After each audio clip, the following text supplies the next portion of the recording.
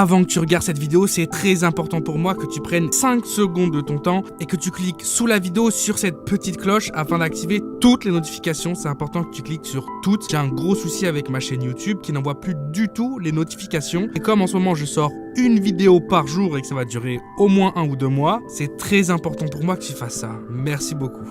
Il y a un an, j'ai fait une vidéo qui a plutôt bien marché quand même, on doit se le dire, hein, plutôt bien marché quoi. Où j'évoquais le sujet des tricheurs de jeux télévisés, c'est-à-dire les mecs qui sont sur un plateau, en direct à la télé, ou même pas en direct parfois, et ils ont quand même le culot de tricher. Et des fois ça passe, et des fois ça passe pas du tout quoi. Aujourd'hui, c'est quoi faire ?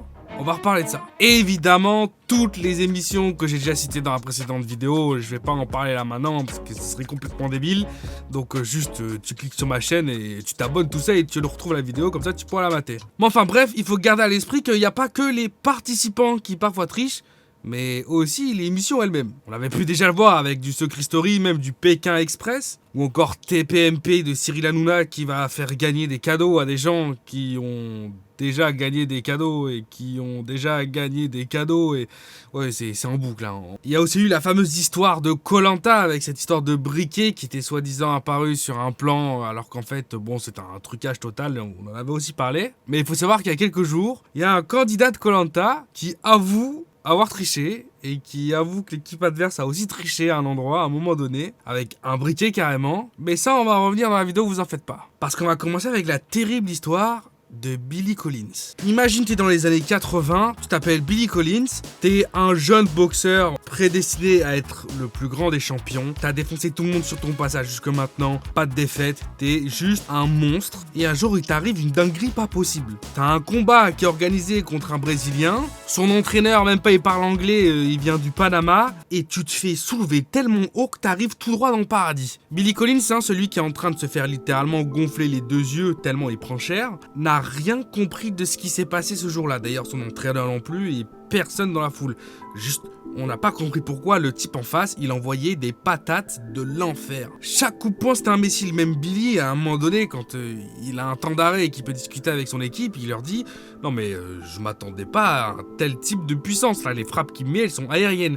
J'ai l'impression de me prendre des coups de matraque à chaque fois qu'il me tape dessus. » Durant ce match, Billy Collins, il va finir carrément par perdre à tout jamais l'usage d'un œil. Et puis, des séquelles à vie, des migraines jusqu'à son décès. Et d'ailleurs, son décès causé lui aussi à cause de ce match-là, puisque déjà ce match va mettre fin à la carrière de Billy Collins tellement il a pris cher, et ça l'a rendu tellement dépressif qu'au final un jour il s'est envoyé en l'air avec sa bagnole quoi. Terminé Billy Collins. Et là vous êtes en train de vous dire mais qu'est-ce que cette histoire elle a à foutre dans cette vidéo YouTube? Eh bien les amis, le contestant qui était en face de lui, Luis Resto, qui vient du Puerto Rico, si à chaque fois qu'il mettait un coup c'était un missile interstellaire, c'est parce qu'en fait ses gants ils étaient truqués. Lui et son entraîneur ensemble, ils avaient retiré toute la partie molletonnée qui était à l'entrée, donc là où il y a contact avec les gants, il n'y avait plus rien pour tout simplement atténuer et absorber les coups. Et en plus de ça, les bandages que lui-même il se mettait sur les mains avant de commencer en fait le match de boxe, ils étaient trempés dans du plâtre. Comme ça, une fois qu'elles étaient enroulées autour de sa main, elles durcissaient et ça lui faisait comme s'il avait chaque fois un point américain dans chaque point. Et Billy Collins, lui, il y a vu que du feu, il s'est juste dit mais je me prends des matraques dans la tête, alors qu'en fait, littéralement, il faisait défoncer le crâne par une boule de plâtre un peu quoi. Et si jamais vous posez la question de qu'est-ce qui lui est arrivé à ce boxeur qui a triché et littéralement tué quelqu'un au final, eh ben il a été banni de compétition de boxe à vie quoi, c'est tout. Pas d'amende, pas de prison, R. D'ailleurs, il n'y a pas que dans les sports de combat où il y a la triche.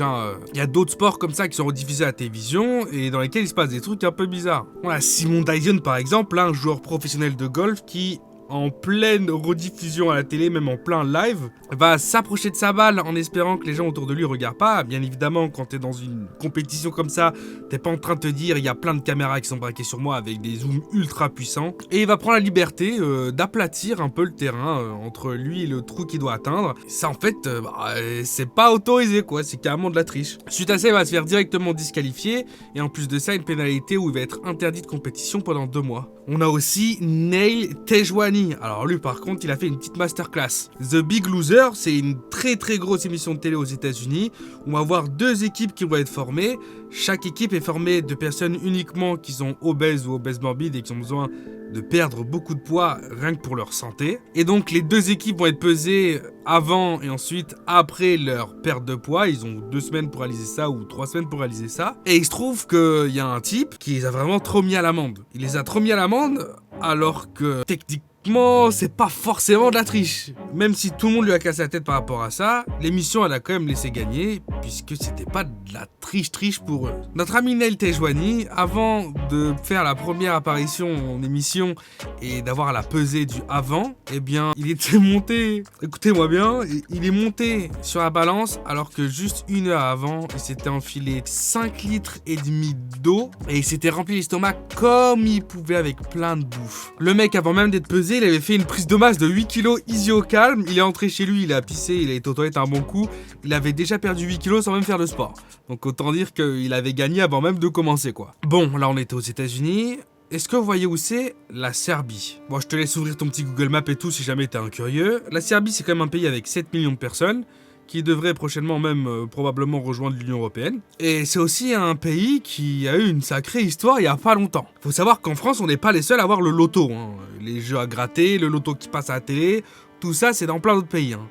Notamment en Serbie. Et puis un jour, en fait, le tirage se passe comme d'habitude, une boule qui est tirée, ensuite le chiffre il apparaît à l'écran sur la télé, et à un moment donné il se passe ça. La boule numéro 27 qui est tirée, et la télé affiche le numéro 21, ok d'accord. Donc apparemment il y a un problème de lecture de puce ou peu importe. Puis ensuite il y a une autre boule qui est tirée, et cette fois-ci c'est le 21. Et puis après il y a une autre boule qui est tirée, et c'est carrément pas le chiffre qui est de nouveau tiré. Enfin bref, les gens se sont dit c'est pas possible. La situation elle est trop bizarre pour que ça soit une coïncidence. Premièrement, les boules sont pas lues de la même façon, elles sont pas lues correctement. Et puis ensuite, la télé, elle prédit les boules qui sortent juste après. Non, c'est pas normal. Donc les gens, bien sûr, ils ont tiré une grosse crise comme pas possible. Ils ont contacté le gouvernement a assuré qu'il allait envoyer une enquête et que si jamais il y a eu des trucages du loto, eh ben, des gens seraient sanctionnés. Au final, le gouvernement lui-même a expliqué que d'après leur enquête, il n'y avait pas de trucage, que c'était juste un bug technique. Mais va savoir pourquoi, le directeur du loto a été forcé de démissionner. Alors d'abord on apprend que c'est lui-même qui décide de démissionner, pour ensuite comprendre qu'en fait il a un peu été forcé par certaines personnes qui gèrent un peu des lois. Alors est-ce que un loto comme celui de la Française des Jeux pourrait être truqué? Bah on pourrait se dire que non en fait, parce qu'il y a quand même des huissiers de justice à chaque fois, blablabla.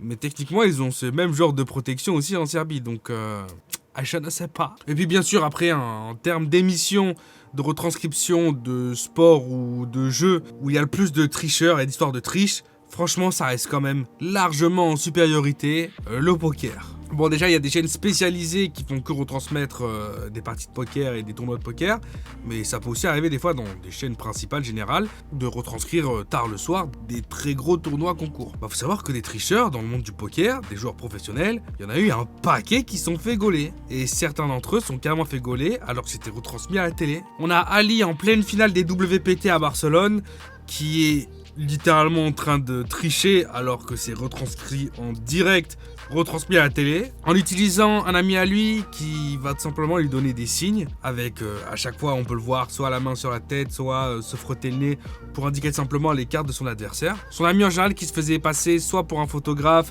soit pour un journaliste, comme ça il pouvait toujours être assis proche de la table sans éveiller aucun soupçon. En France aussi on a eu 2 gros tricheurs qui ont littéralement retourné la scène du poker à l'époque, Pascalini et Rossi. Donc les deux en fait vont participer au tournoi en indiquant qu'ils se connaissent pas, qu'ils sont jamais vus. Comme par magie, ils montent tous les deux très rapidement jusqu'à se hisser sur la table de la finale, celle-ci qui est aussi retransmise en direct à la télévision. Et puis d'un seul coup, les téléspectateurs eux-mêmes, ils se rendent compte qu'il y a un truc qui cloche complètement. Cédric Rossi et Pascalini, qui sont censés ne pas se connaître du tout, ils s'attaquent jamais en fait. C'est-à-dire qu'on a grave l'impression que les deux jouent contre la table et non pas chacun l'un contre l'autre. D'ailleurs, petit à petit, les personnes autour d'eux vont se faire éliminer. Et il y en a même un, le troisième, donc en finale, il va leur dire C'est pas du tout fair play ce que vous faites, ça se voit que vous jouez ensemble et moi je suis dans mon coin. Et on se retrouve donc en finale avec deux gagnants, numéro 1 et numéro 2, Pascalini en numéro 1 et Rossi en numéro 2,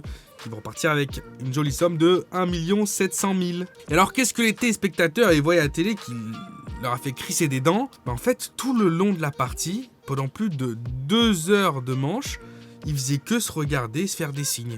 Ils se touchaient l'oreille, ils se grattaient le nez, ils mettaient des doigts comme ça sur le front. Et il y a vraiment eu quelque chose qui a pu être décrypté puisque le pattern était très facile à comprendre. Pour prévenir que la personne à côté d'elle, elle avait un as, ils allaient se toucher le front. Si c'était une dame, ils allaient se gratter les yeux. Bref, voilà, c'était un peu un code comme ça. Il faut savoir qu'au final, il y a une enquête qui était ouverte. Et puis bon, c'était impossible en regardant la partie de A à Z, la vidéo, impossible de ne pas se rendre compte de la supercherie. Pourtant, les deux, ils ont rien eu.